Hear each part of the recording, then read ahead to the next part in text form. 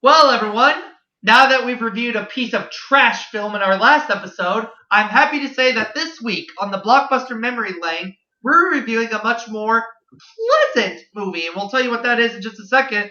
But first, we have a new group to the show. We have a new person as a part of the group here at the Blockbuster Memory Lane. This is Homeboy 590, aka Sydney Seifa.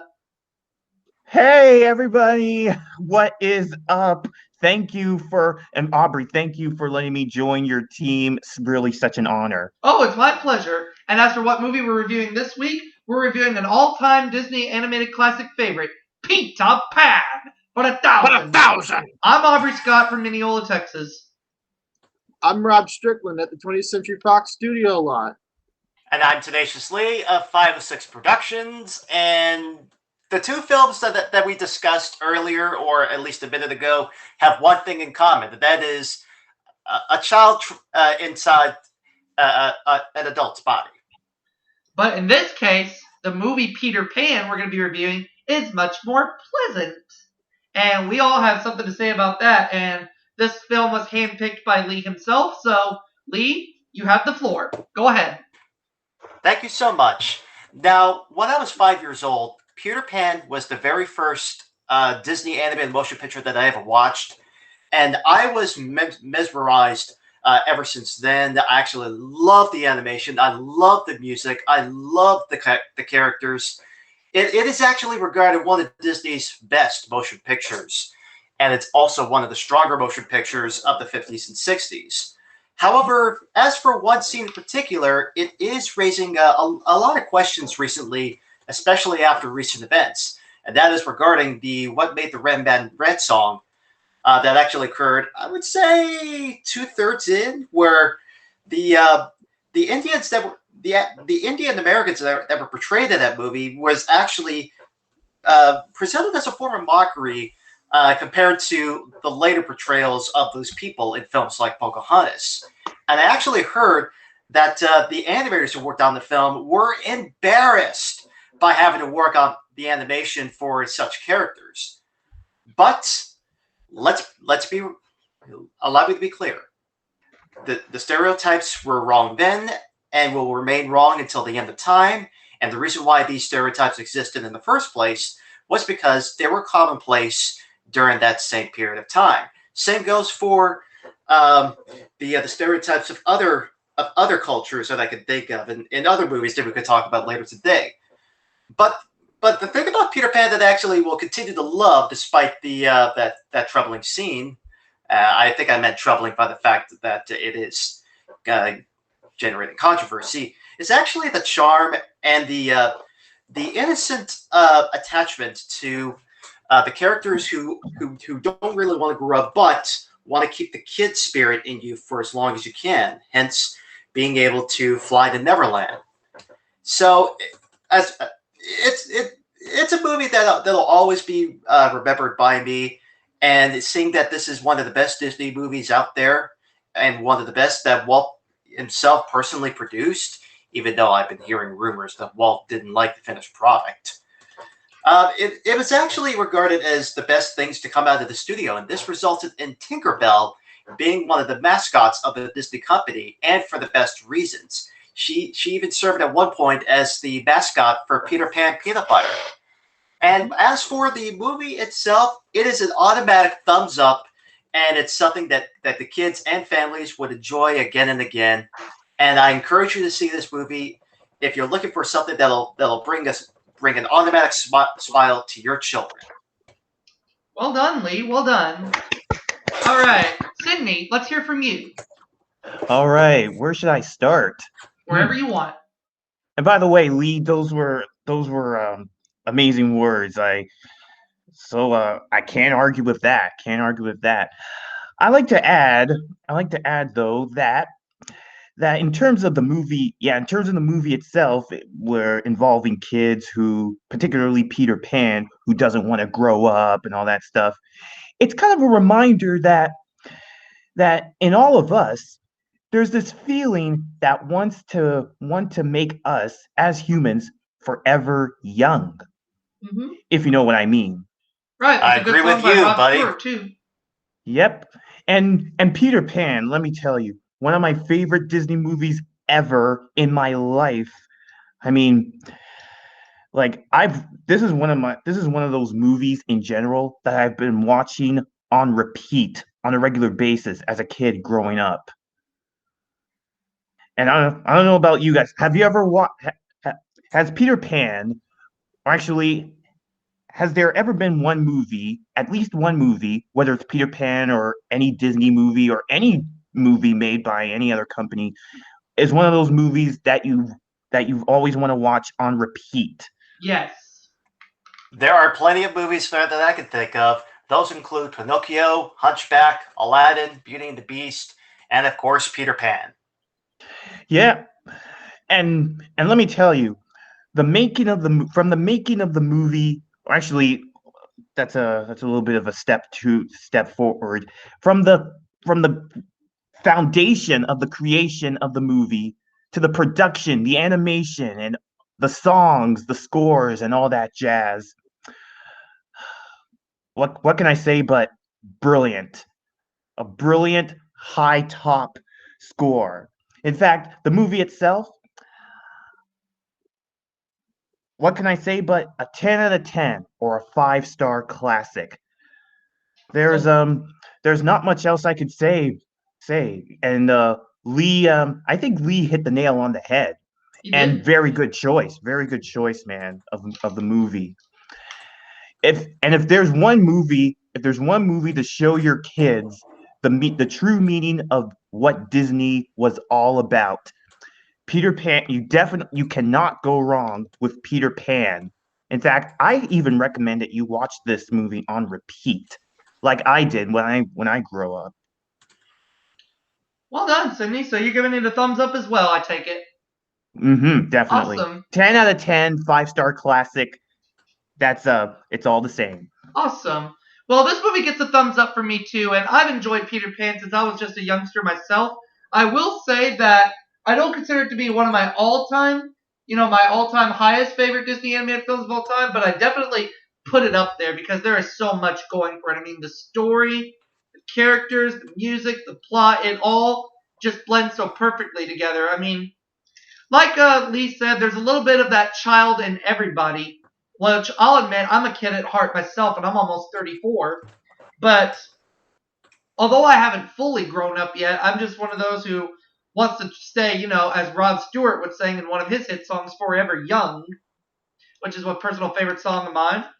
And despite the stereotypes of the Red Man Red song scene, I'm able to willing to forgive that and just look over that and just focus on the film just in general, despite its stereotypes. And And it's I always think been a childhood and I favorite. think Yep. that Pocahontas, I believe, was made as sort of like a redeemer to actually give the Indian Americans much better representation. Right, which Pocahontas came out 42 years after Peter Pan did. And here's another fun fact about Peter Pan. It was the last full-length Disney animated feature to be distributed by RKO Radio Pictures before Disney formed his own production company, Buena Vista. And it's also the Wow. last animated Disney motion picture to feature music that was previously composed by early Disney composer Frank Churchill before he sadly committed suicide during World War II. And the Right. reason why I bring that up is because Peter Pan was put into development prior to World War II and was supposed to be one of the next animated features to follow Alice in Wonderland, which in fact was supposed to directly follow Pinocchio, but World War II prevented the studio from focusing on these projects at any capacity. Right. Which is why it Mm. was put back into production after World War II. But it does have there are a lot of Disney films out there that have that emotional value to it. Now, I don't know if Peter Pan necessarily has that big emotional value to it, but it does have an emotional touch to it in its own right. I mean, it doesn't have that emotionals like you'd say for like films like Pinocchio, Dumbo, Bambi, Cinderella. Those films definitely have a huge emotional touch to them and will get to your heartstrings. I don't necessarily know if Peter Pan will necessarily tug at your heartstrings like those films do, but it does have an emotional touch in its own right, if that makes any sense. Mm. But it is a great film. It's a great family film. It's a film that parents can enjoy watching with their kids. As Sydney and Lee said, it's worth watching with your kids over and over again. And it is a personal film of mine that I personally enjoy, and I, in a way, relate to it because I'm kind of like a Peter Pan myself, where I know I don't want to grow up, but I know sooner or later I have to. But at the same time, I can still be a child at heart in my own right, and the "You Can Fly" song and sequence. How can you go wrong?